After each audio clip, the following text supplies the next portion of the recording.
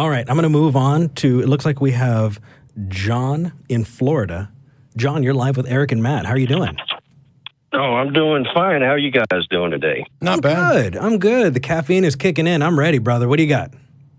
All right, man. Look, I've recently heard a few shows from you guys. I've kind of went on YouTube searches and saw and kind of got introduced to Matt through some of that recently and saw some of the discussions he was having with some theists in the past and some other past shows and things of that nature. Can I ask one quick question? I think, yeah, well, hold on a second. Matt wanted to ask you a question. I just wanted to know if you'd seen the conversation that I had with Blake about whether or not faith is rational. Yeah, that's okay. That's a bone I got to pick with you right there, Matt. Cool. That's what I suspected. I just wanted to be clear. Thank you.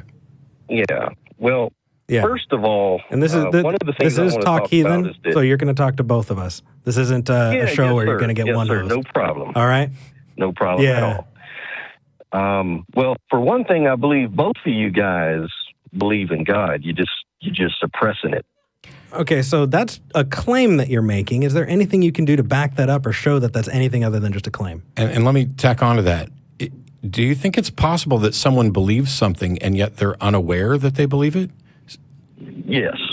Okay, so it's possible to believe in something and not know that you believe in it. They suppress it, yes, sir. They may believe it unconsciously or subconsciously. How do you demonstrate that? They'll be denying. How do you demonstrate that is possible, that it's possible for someone to believe something and not be aware of it? Because your actions, we walk what's in our heart, and we talk what we think. I agree I agree that your actions always comport with your beliefs. There you go. What belief do I have, or what action do I take that betrays my hidden secret belief of a God, or Eric, or anybody? Let me ask you, do you guys, both of you guys, I'm talking directly to both of you, do you commit murder? No. Actually, I commit as much murder as I want to.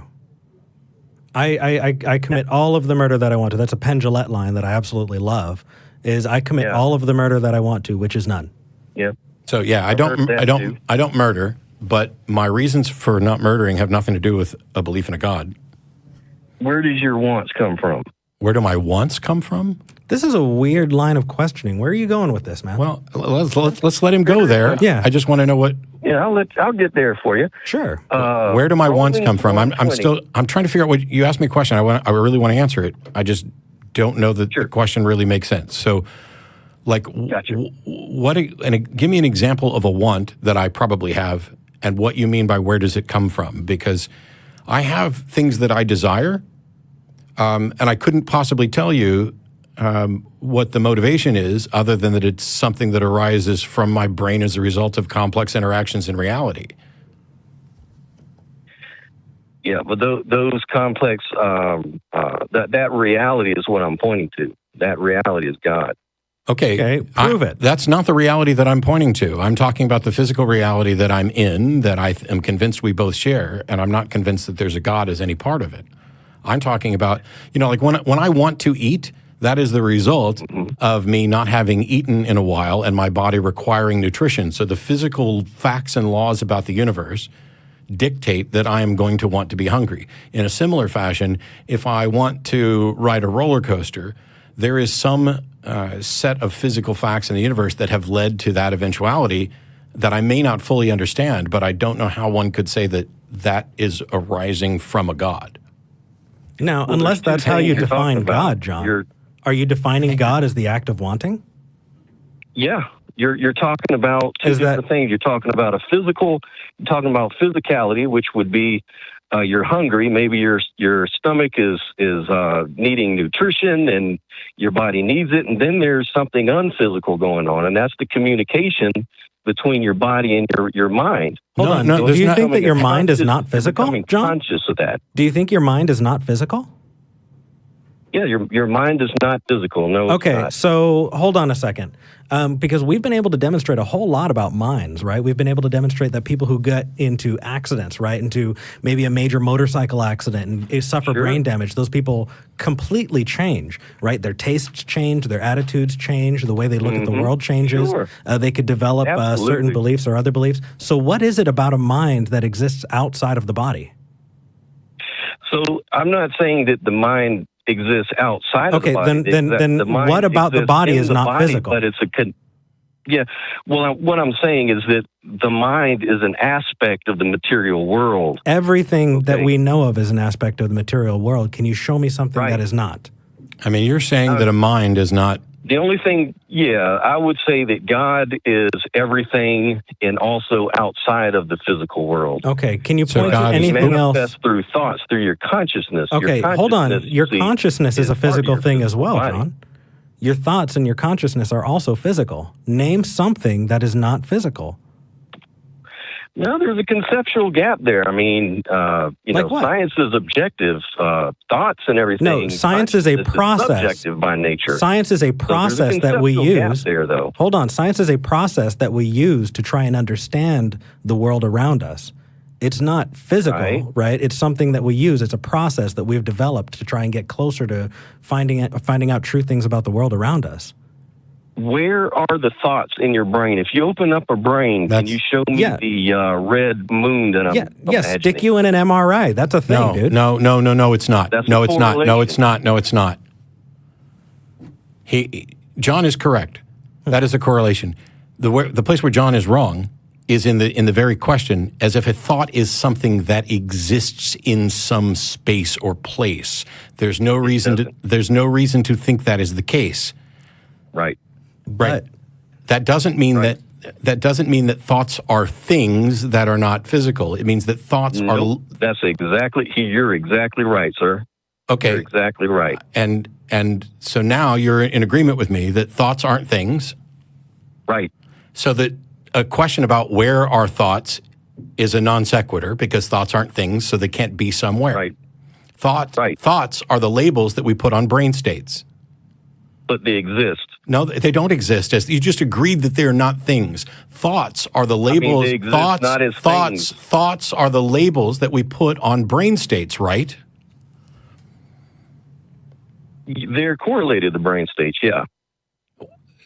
Okay. Hold on. You brought up a red moon, right? If I were to stick you in an MRI and have you envision a red moon, we can see where in your brain those places are being activated. And we're getting to the place where, 100%. to a Yes, degree, you can think of a red moon, and at some point, we're going to be able to go, hey, that person is thinking of a red moon. There are some incredible studies about that. Maybe. So, based on reports. If Right. I give you a report that I'm thinking of a red moon, and then you see that my brain lights up in a certain area, then you can say, hey, this is what red moon looks like from the standpoint of MRI or whatever. Well, but in that's John's just a brain. correlation, though, man. in John's brain. But it doesn't matter because you are asserting that minds are not physical. You are claiming that thoughts both. Mind. Oh my God. You are claiming that thoughts are both not things and that they are things. Yep. Okay, that is a logical contradiction which nullifies your position. You have just affirmed both the affirmative and the antecedent. You have said that something is both what it is and not what it is. That is a contradiction, and that nullifies your position entirely. But if I tell you that I feel a certain way, or if I have a headache, Hang on, John. That's a good example. John, what does that have to do? What does that have to do with the fact? What is that, John? John, what does that have to do with the fact that you just affirmed two mutually exclusive contradictory positions? You don't get to. No, John. You don't get to say that something is both true and not true. And when I point it out, you go on to something else about how you feel. You have committed a logical fallacy by affirming both something as true and not true. And you don't just get to skip past it. Yes, you did, and you acknowledged it, and you agreed to it. No, I mean, let me be clear. Okay. Please. Maybe I'm being misunderstood. I don't know. No, you Let me be misspoke, but clear. that's okay. Let's go back. thoughts in themselves, like pain. There is no self. Of pain. And I'm just using that as an example because it may make it a little more clear for you guys. If I have a headache or a toothache, and, a doctor says, well, hey, man, I don't see your toothache existing anywhere in your brain or anywhere else. That's just your report. Do you understand? Hang on, let me finish. Right? Right? I would be kind of irritated. Oh, my God, John. I'm sorry, am I talking over you? Go ahead. I have a toothache. I literally have a toothache right now. Now, I'm telling you that I'm explaining to you that my body is experiencing this. Yes, it is self-reported. There's no way for you to ever know whether or not I'm experiencing a toothache. But that doesn't make pain a thing unto itself. Pain is the description that I apply to what my body is experiencing. Now, you can believe me or not believe me, but that's independent of this. You're going from the physical to the conceptual and then trying to also claim that the conceptual is somehow real in and of itself. If every brain dies, if every nervous system ceases to exist, is there any pain in the universe? Nope. Correct. And so pain is a description of something that nervous systems experience, right? Right. Experience. And nervous systems are physical, correct? Yes. So this is a physical experience from a nervous system and a physical brain. Where are we getting to anything that is remotely non-physical? Very simply, because there's a qualia. There's a qualia is nonsense, but go ahead. Experience. I reject the quality to experience. A quality to experience doesn't exist, like you said, as a thing, but it does. It is a reality. It's a conceptual reality. You feel pain. That's a true feeling. Now, it is true that you feel it. It doesn't mean that you are feeling something that is true. And qualia, by the way, I reject. Okay, you reject it, but I know it's for real. Okay, so hold on.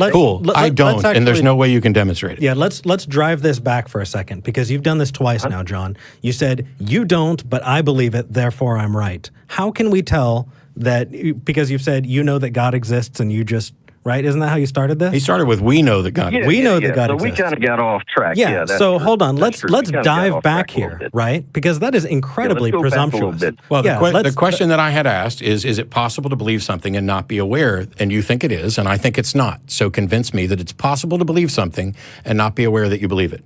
Because to me, belief is a positive affirmation and acceptance of a proposition.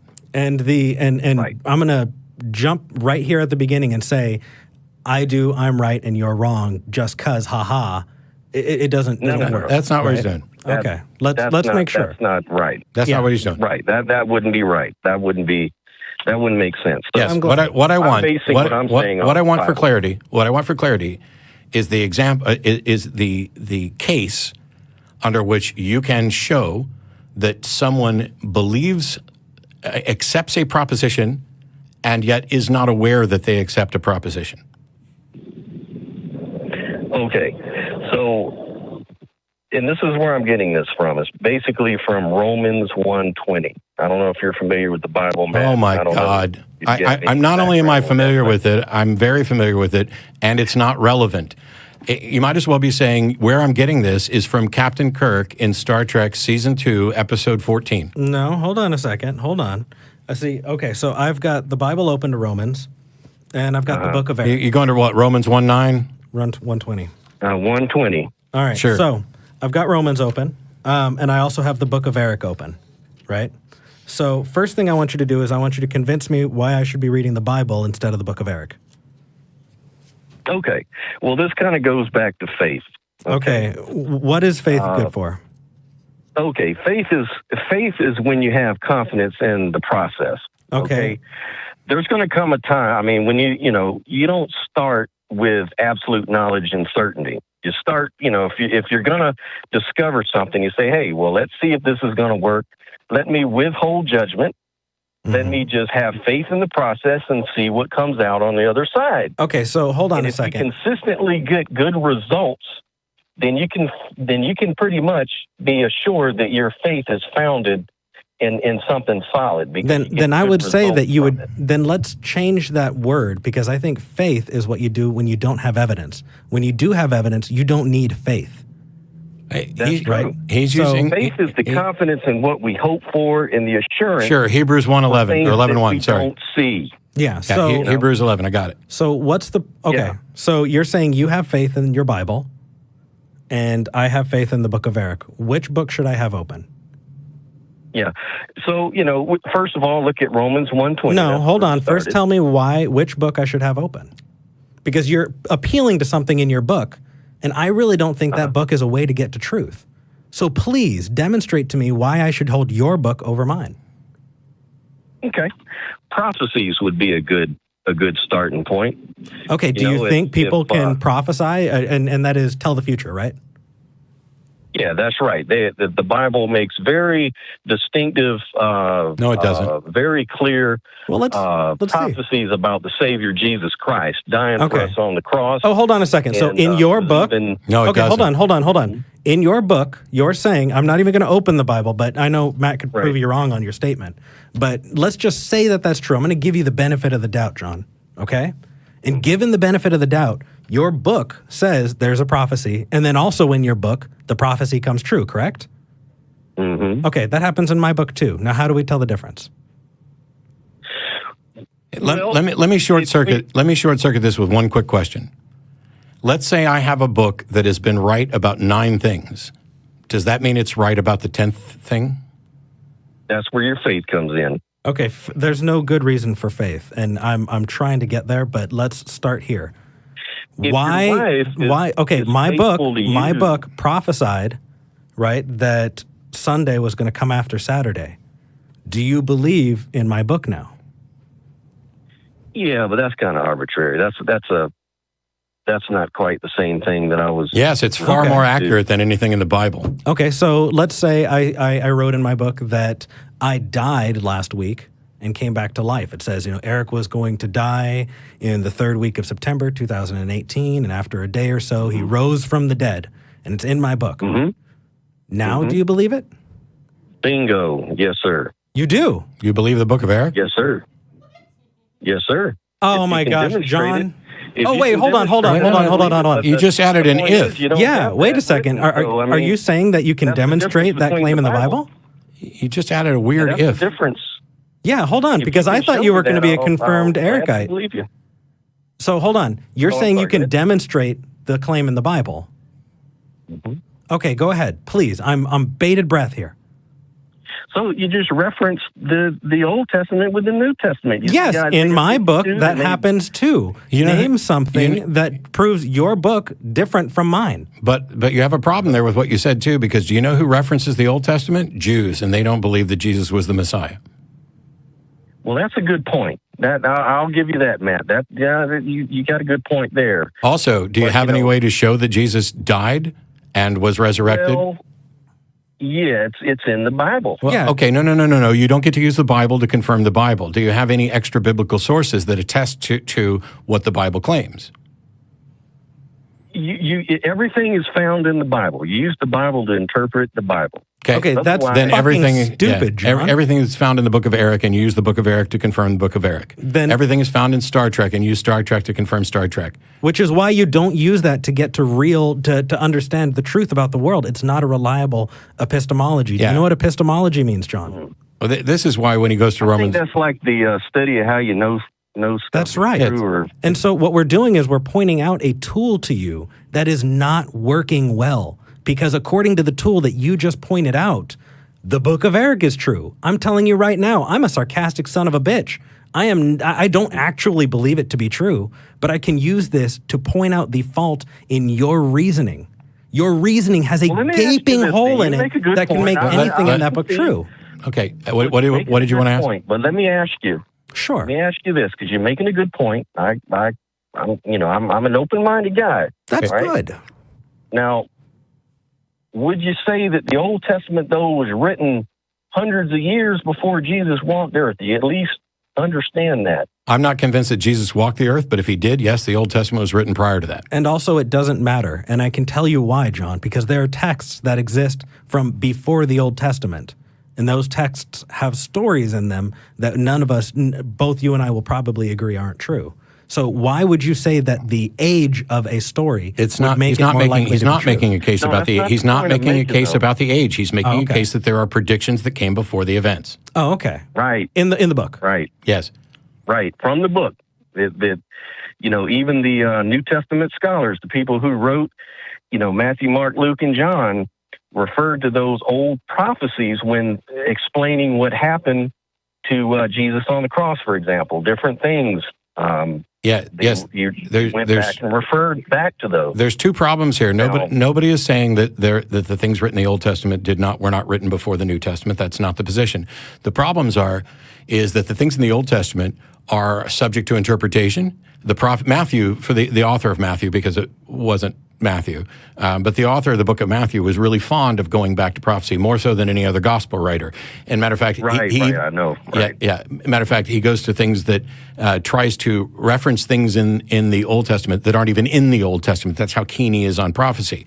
But it's a matter of interpretation. And so even if he's writing, these events came to pass as it was said in blah, blah, blah, blah, blah, first of all, what he references may or may not be a prophecy. He may or may not have a correct interpretation of that. The Jews definitely don't think he does. Second of all, we have no way to confirm that the things that he claims happened to fulfill prophecy actually happened. Mm-hmm. So what we have is a statement that someone is interpreting as a prophecy, and then they're pointing to an event which we cannot confirm and claiming that event confirms prophecy. So what we would need is independent evidence from other sources, from contemporary sources, and we don't have anything like that. And so while you can take it as a matter of faith that the Bible's correct and that Jesus fulfilled prophecy, you don't actually have evidence for that, certainly not enough to warrant believing that this is the case. And when you go to Romans 1:20, which is for the things of God and the hiddenness and blah, blah, blah, and so they are without excuse, that's 120, is that basically God has written it on everybody's heart, so they are without excuse. What Eric's pointing out is that he could write, there could be something in the verse of Eric that says, and all Christians secretly know that they are full of crap, they just deny it. And so when you call in to say that atheists really know there's a God, and you can tell this by our actions, and you started with the fact that we don't commit murder, what I immediately glean from that is that you are not aware that there are good reasons to not commit murder absent the belief in a God. And so you've constructed this model. We could do the same thing. We could say, I do not believe this, for the record. I want to make that clear. I was a sincere believer for 25 years, and I know people actually believe this. I didn't know that. Yeah, I was studying to be a minister. I was a Southern Baptist, preached the word, blah, blah, blah. There are people who sincerely believe, but I could hold the position that none of those people actually believe, that what they really believe is something Dan Dennett pointed out, which is they believe in belief. They believe in the value of proclaiming their belief. They believe in the value of the community. They believe in the value of putting forward these values. And so they don't actually believe that there's a God. They just believe that it's important for them to act as if they believe. And I can actually, and this is the really scary thing, go to the Bible to back up that position. Because, there are many who call me Lord, Lord, who I don't know. And we all know that, even when I was in church, we knew that not only were other churches not actually in the Spirit, but we knew there were people sitting next to us in the pew that weren't. And I could argue that if you extend that analogy, it could work right down to you. If I have no way of telling who is or isn't a true believer, and I thought I was a believer and now I'm not, and I think maybe this person over here isn't, there's no way to show that anybody's a true believer, just like there's no way to show that I'm hungry. And so all of it becomes an exercise of faith, and not just faith as confidence, but faith in the Hebrews 11:1 sense of faith being the evidence for things hoped for and things unseen. Well, let me ask you a question then. I mean, I hear what you're saying. I mean, it kind of goes back to what I was thinking one day about why there's so many different Christian sects if the message is considered. I mean, I get it. I understand all that. Over 1,000.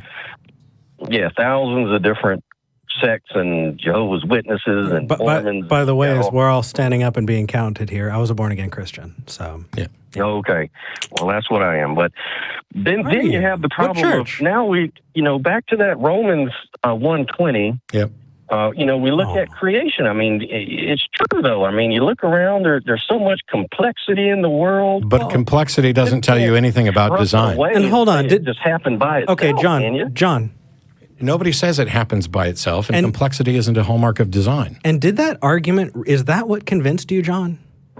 Because I can sit down with you for 10 minutes. No, bullshit. Hold on a second. Hold on. Maybe. Are you telling me that somebody said, look at the trees, and you went, oh, shit, I'm a Christian now? That's what got you?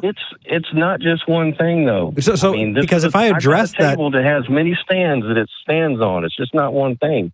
That's one major thing, though, I will say. Okay, so you look at the world. You and I can sit down, and we can actually go over why there is complexity in the world, and there's not a supernatural necessity. What was it, Laplace, who famously went to Napoleon after having published... That probably didn't happen, but yes, that's the... Okay, well, I like the story, so we're going to use it. It's got to be true, right? What's that?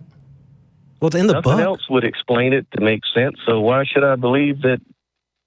I mean, God is a perfect explanation. No. Hang on. I'm trying. I want to make sure I understand this. You're saying that because we don't have another explanation for the origin of the universe, that you might as well just accept that it's God?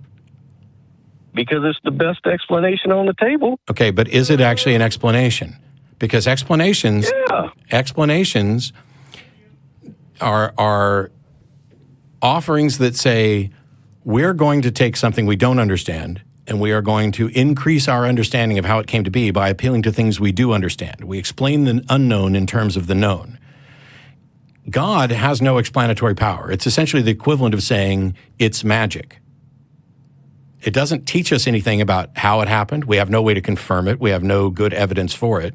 And so when we look at the universe and we say, hey, I don't know how this happened, how is it different for you to say, I'm going to believe God did it, and for me to say, I'm going to believe it was universe creating pixies, and for Eric to just say it was magic? How do we distinguish between those three to tell which, because they're all viable for the same reason. They are all sufficient explanations for the universe, but we haven't demonstrated that any of them are necessary and sufficient or even possible. So we need a way to tell the difference between these three possible explanations: God, universe creating pixies, and magic. And we need to figure out which one of those three is more plausible. Well, magic and pixies don't have books. I do. Sure they do. And by the way, hold on. If I pulled out a pixie book, would you believe that pixies were more likely to be real, John? Are you going to buy into the Cottingley fairies? The same historical value as the Bible. Exactly. Oh my gosh, I feel like I want to. Hear what he said. They say they have the same historical value as the Bible. No, I said they don't. Did they? That's the thing. Well, okay, so again, how are you deciding what is true among those things? You need to actually have a tool to use. Well, what is the Bible? Well, I mean, you see the beauty in the world, you see the complexity, you see all that stuff. I see all that stuff. It looks like a mind was behind it. No, it doesn't. Okay, yes, it does. Not all the gods we've come up with here. It may look like a mind was behind it, but that doesn't mean a mind was behind it. The fact that there may be the appearance of design is more about how little we understand about potential explanations than what the actual explanation is. So let me ask you a question I was asking a second ago. What is the Bible, John? The Bible is 66 books written over thousands of years. Sure, that's the Protestant Bible. The Catholic Bible's got other stuff, and there's the differences. But who wrote the Bible?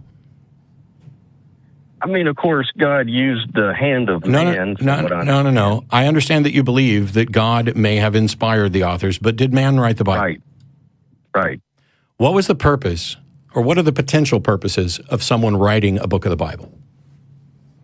To convey information. Sure. And so, let's just take Genesis, okay? And actually, we'll just start with Genesis 1. Which is historically attributed to Moses, even though we have no reason to think he existed or that he wrote the book, other than the book claims that he wrote the book, but it also includes his own death. So it doesn't matter. Somebody wrote Genesis. A human being wrote Genesis. Now, there are many ways that we could argue that this person came to write Genesis. Number one, God inspired someone to write down the events in Genesis. Number two, These are stories that people told to explain things they didn't understand, that were verbal traditions that eventually became codified and written down, that weren't actually inspired by God. How do I tell the difference between something that is actually, whether Genesis was inspired by God or whether Genesis was written by people who thought they were inspired by God but weren't, or Genesis was written by people who just wanted to codify these stories and didn't even know that or think that they were being inspired by God? How do we tell the difference between those? We can compare. There's a set of literature out there that's probably arguably just as old, if not older, that you can compare the Bible to that, and you can see the human hand on it, so to speak. I don't. So You know, first of all, these, what myths literature? and stuff are a lot different. Okay, so there are other old myths. How do you tell the difference between one old myth and one old myth that's actually true and inspired by God? How do you tell the difference? Well, the Bible isn't as the Bible is more consistent with science. No. You look at the Genesis story. The Genesis story is absolutely not. creation. The Genesis story is absolutely not consistent with science. The order of creation events does not match what we know to be the order of events from science.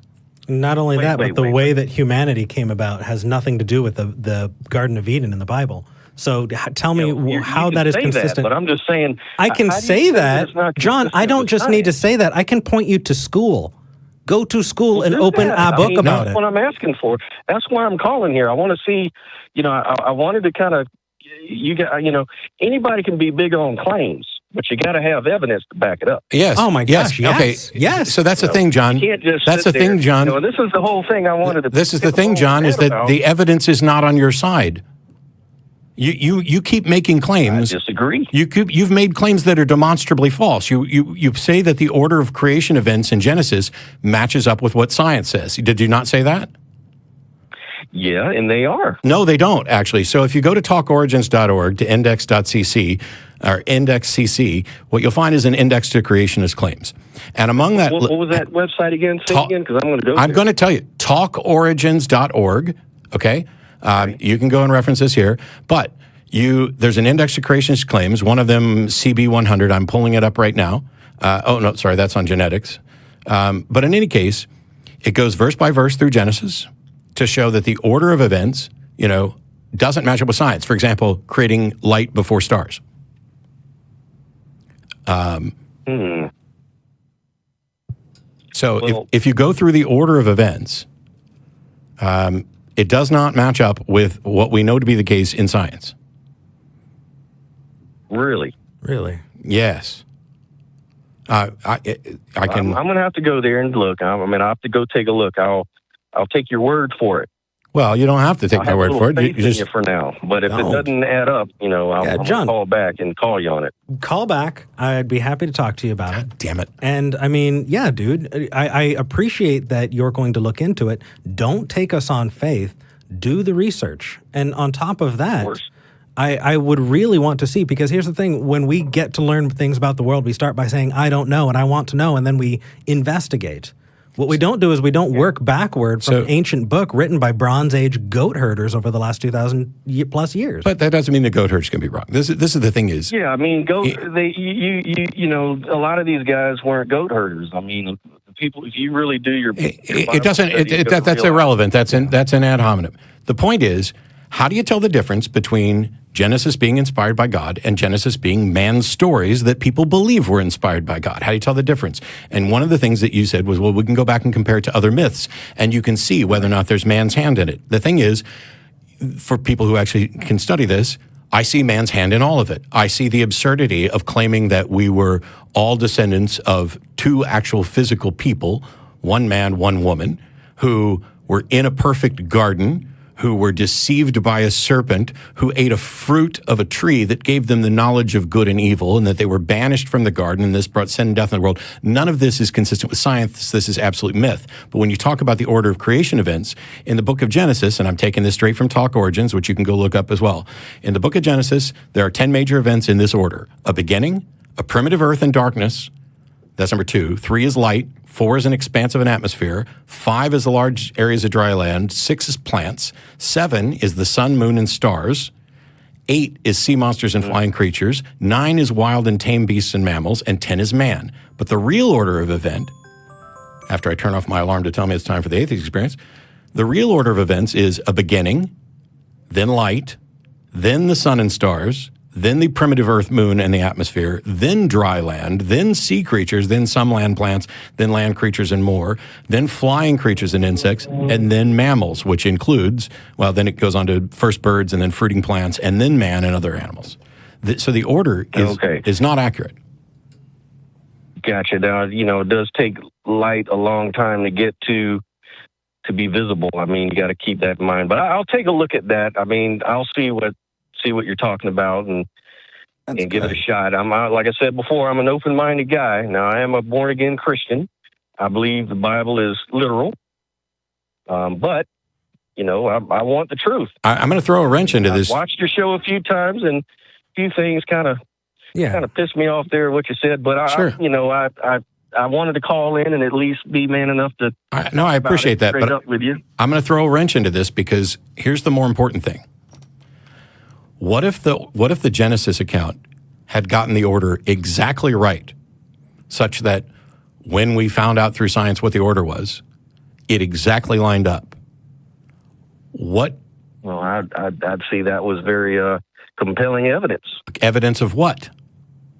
Of God authorship. Back then, they didn't know nothing about that stuff. Okay. The fact that somebody got something right doesn't tell you how they got it right. How did you rule out a lucky guess? How did you rule out the same sort of loose inference that led to the eventual discovery by science? How did you rule out time machines? How did you rule out some other method by which they could have come by this information? The thing is, the fact that somebody got something right does not tell you how or why they got it right. Now, I understand that it might seem plausible to people to say, wow, these people couldn't have known this, and the best explanation is that there's a God. The problem is that God isn't a candidate explanation until you demonstrate that God should be a candidate explanation. And then once it is there, once it becomes a candidate explanation, you still have to draw a causal link. So if I also perform magic and mentalism, and I will make predictions and read people's minds. I can tell you I'm not actually making predictions, and I'm not actually reading people's minds in any supernatural sense, but I can give the appearance of that. So if I put a prediction in an envelope and set up a scenario that you are convinced that is completely fair, where you have a free choice, and you make a choice, and my prediction matches, what does that tell you about my prediction? Right. I get your point. Did God tell me? Those are good questions. I never thought about a lot of these things. It's one of the, and neither did I, by the way, for the 25 plus years that I was a believer, where I also thought I was a skeptic, where I understood I was doing magic back then too, and it didn't occur to me that the fact that two things, and this you'll get because you mentioned this earlier when you talked about MRI scans correlating with the experience of having thoughts. That correlation isn't causation, and so the fact that somebody might have got the order right doesn't necessarily tell you how they got it right. But when you get past that to the point that they got the order wrong, how likely is it that God could have incorrectly inspired someone? How likely is it that God could have gotten the order wrong? How likely is it that God was okay with slavery? How likely is it? I mean, you just go on and on. This isn't, Genesis 1 is just where we started. It's not remotely the only problem for this, not the least of which is that... Well, one of the things I have a problem with the Bible is when, God made laws about not eating shellfish and wearing mixed linens, but then didn't say nothing about that slavery. You brought that up. And no. I've always had a question about that, but John, maybe God's ways are just higher than mine, or maybe he's just no. to give glory to him. Now you are bending over backwards to the point of breaking your back, because it's not only you're right. But it's not think about it. It's not only the case that if God had said nothing about slavery, we would probably be able to bend over slightly more backward than I think we should. God, according to the Bible, does say things about slavery. He says it's okay. Specifically gives instructions on how to treat your slaves, how to beat your slaves, how to keep your Jewish slaves as slaves permanently. He doesn't just fail to address it, he gets it exactly backward. That's a big problem. Yeah, it's kind of hard to understand sometimes. I understand. Yep. Well, maybe not hard to understand, but maybe hard to accept when your notions of morality are so much better than the one that's written in that book. And there's a whole lot. There's a whole lot that goes with that you're saddled with, man. If you're taking especially as literally true, that is a tough pill to swallow. And I would love, John. Yep. I would love for you to call back. I do have a couple other callers to take, but go ahead. I'm going to leave you with one last thing, John, and I'm not even going to ask you to answer. Just think about this. So go back, since we'll just stick with Genesis 1, set aside the order of creation. You can look that up and sort that out. We have a situation where there are two people who are in the presence of God. God walks with them, so they know God exists. They are given specific instructions, but they do not yet understand, they don't have the knowledge of good and evil, right? Right. So how can they possibly understand that it would be wrong to disobey God if they don't understand good and evil? Oh, yeah. And if you were God, you got me on that one. and if you were God, could you possibly be just in punishing someone for violating a rule when they could not have possibly understood that it would be wrong to violate a rule? Think on that, and we'll hope to hear back from you. All right, I'll think about it. That's a good one. And I've got a good one. I got a few quick questions for you, John, just because I haven't talked to another born-again Christian in a couple of years. So we believed in the satanic panic, that Satan was putting subliminal messages in music and in advertising. Does your church believe that? Yeah, that's what's taught. I mean, my pastor said, Can I ask you a couple other quick questions? Thessalonians? No, I don't, and I don't need if to. You're familiar with the verse, but hold on. He basically hold on, John. Allows people to be misled in many ways. Yeah, that's a dick move by God. It is. Also, in the church, I remember church wives saying that it is your wifely duty to give your husband sex, whether you want to or not. Is that something that's taught in your church, or was it just mine? Not in my church, no. Okay, that's good. I think we're a little more liberal than that. That's good. And then I guess the last question I'll have is somebody had come out as trans in my church, and not only was that person shunned, but everyone in their family was completely isolated and lost everything. Has anything like that happened in your church? These things are considered deviations from God. I mean, but the thing about it is, would you Jesus turn your back? For us. Hold on. Jesus died. I really don't care about the character in your book. I'm asking you. I'm asking you, John. John, I'm asking you. Yeah, and I accept them too. I think all humans are beautiful creations of God and have potential to be saved. Well, John, That's my view. I never look at people as quote unquote bad people. I'm a bad person. John, I've done a lot of bad things in my life. John. Okay, so I can't. John, I hear you, and I think that you're capable of a whole lot more. And I can't wait to hear back from you, because I think that you have the potential to grow. And as long as you question, I think that you're always going to be welcome to call back. So you take care, all right, buddy? Well, thank you, gentlemen, for being so kind to me. I didn't even expect you guys to be. I hear so much about you guys. Yes, dirty heathen atheists. I want to hire you, John, to go out on YouTube, and every time somebody says I'm a nasty asshole, you can say, well, he wasn't quite that way with me. There you go. All right, take care, brother. There you go. All right, brother. All right.